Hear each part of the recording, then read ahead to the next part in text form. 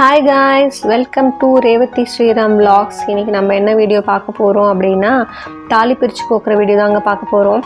And at the same time நான் மாமியார் வீட்டுக்கு போகிற டேவும் அன்றைக்கி தான். ஸோ என்னை கூப்பிட்டு போகிறதுக்கு மாமியார் வீட்டிலேருந்து எல்லாருமே வந்திருந்தாங்க. ஸோ எங்களோட ட்ரெஸ் கலர் பார்த்தீங்களா? கமெண்ட் பண்ணுங்கள் அது மேட்சாக இருக்கா அப்படின்னு சொல்லிட்டு. ஏன்னா நான் ஒரு கலருக்கு ஷர்ட் எடுத்தேன், போட்டிருக்க ஷர்ட் கலர் வேறு மாதிரி இருந்துச்சு. பிகாஸ் சாரீ கலர் ஃபோட்டோவில் ஒரு மாதிரியும் நேரில் ஒரு மாதிரியும் இருந்துச்சு. ஸோ அது கரெக்டாக ஐடென்டிஃபை பண்ணி எடுக்க முடியல. ஒரு மாதிரி பிங்கிஷ், ஆனால் அந்த ஷேடுக்கு கரெக்டாக மேட்ச் ஆகிற மாதிரி தான் எடுத்திருக்கேன். ஓரளவுக்கு மேட்சாக இருந்ததுன்னு வச்சுக்கோங்க. கமெண்ட் பண்ணுங்கள் மேட்சாக இருந்தால். அதுக்கப்புறம் எங்கள் மாமி பூஜைலாம் பண்ணிவிட்டு எல்லாருக்குமே தீபார்த்தனை காமிச்சிட்டு இருந்தாங்க எல்லாருக்கும். அதுக்கப்புறம் தாலி கயிறு, அந்த கூட சேர்க்குற அந்த தாலி செயினில் சேர்க்குற எல்லா கோல்டுமே வச்சு எங்கள் மாமியார் பெரியவங்க எல்லாருமே கூப்பிட்டு சுற்றி உட்கார வச்சுட்டாங்க. அதுக்கப்புறம் ஒன்று ஒன்றா பண்ணிகிட்டு இருந்தாங்க. அதாவது என்னோடய என்கேஜ்மெண்ட்டுக்கு போட்ட செயினை ரிமூவ் பண்ணிவிட்டு என்னோடய கழுத்தில் தாலி கயிறை போட்டுட்டு அதுக்கப்புறம் தான் ஸ்டார்ட் பண்ணுவாங்க. அதுக்கப்புறம் அந்த டேயில் எல்லாமே முடியணும்ல. பிகாஸ் நான் வீட்டுக்கும் என்னோடய மாமியார் வீட்டுக்கும் போகணும், தாலி செயினுமே சீக்கிரமாக கோக்கணும்னு சொல்லிட்டு கொஞ்சம் ஸ்பீடாக தான் பண்ணிகிட்டு இருந்தோம். அதுக்கப்புறம் எல்லாருக்கிட்டையுமே பிளெஸ்ஸிங்ஸ் வாங்கி குங்குமம் விட்டுட்டு இருந்தாங்க.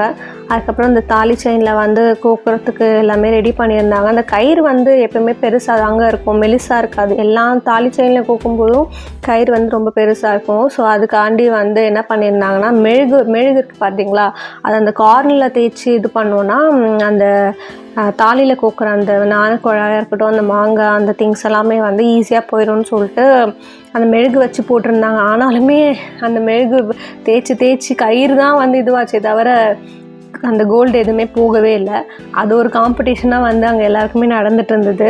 என்னென்னா நீ போடுறியா, நான் போடுறேன் பாரு, இப்போ எப்படி போடுறேன் பாரு அப்படின்னு சொல்லிட்டு ஒரு காம்படிஷன் நடந்துட்டு இருந்தது. ஒரு ஃபன்னாக இருந்தது.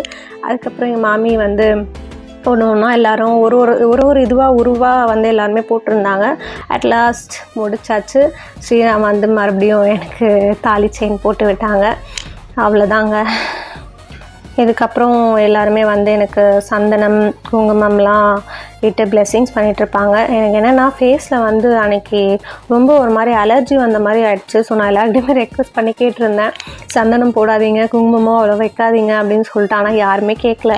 அதுக்கப்புறம் தான் எங்கள் மாமியார் வேணாம், அவளுக்கு அலர்ஜியாக இருக்குது, கொஞ்சம் எல்லோரும் பார்த்து வைங்க பரவாயில்ல அப்படின்னு சொல்லிட்டு எங்கள் மாமியாரை வேறு திட்டினாங்க. என்ன நீங்கள் இப்போவே சப்போர்ட் பண்ண ஆரம்பிச்சிட்டிங்களா அப்படின்னு சொல்லிட்டு.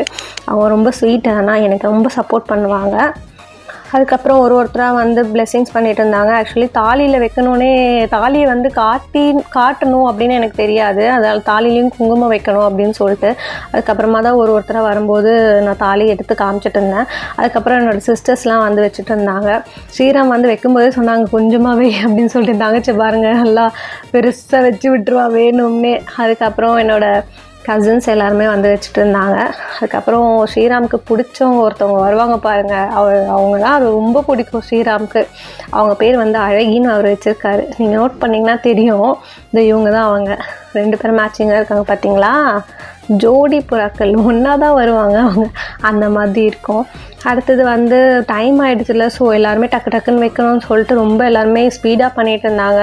எங்கள் மாமி, அதுக்கப்புறம் எங்கள் சித்தி எல்லோரும் ஒருத்தராக லைனாக ஸ்பீடாக பண்ணிகிட்டு இருந்தாங்க.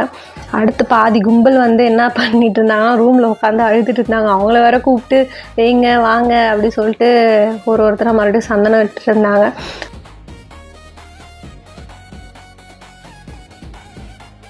ரொம்ப சீக்கிரமாக பண்ணணும்னு சொல்லிட்டு எல்லாருமே ரொம்ப ஸ்பீடாக பண்ணிகிட்டு இருந்தாங்க. என்னோடய பாட்டி, அம்மா, அதுக்கப்புறம் ஆர்த்தி எடுக்கணும்னு சொல்லிட்டு திருஷ்டி கலையறதுக்கு என்னோடய பாட்டி எடுத்துகிட்டு இருந்தாங்க.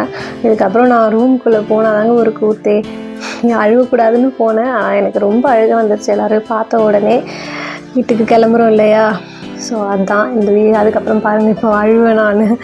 இந்த வீடியோ பிடிச்சிருந்தால் லைக் பண்ணுங்கள், ஷேர் பண்ணுங்கள், கமெண்ட் பண்ணுங்கள். பாய்ங்க.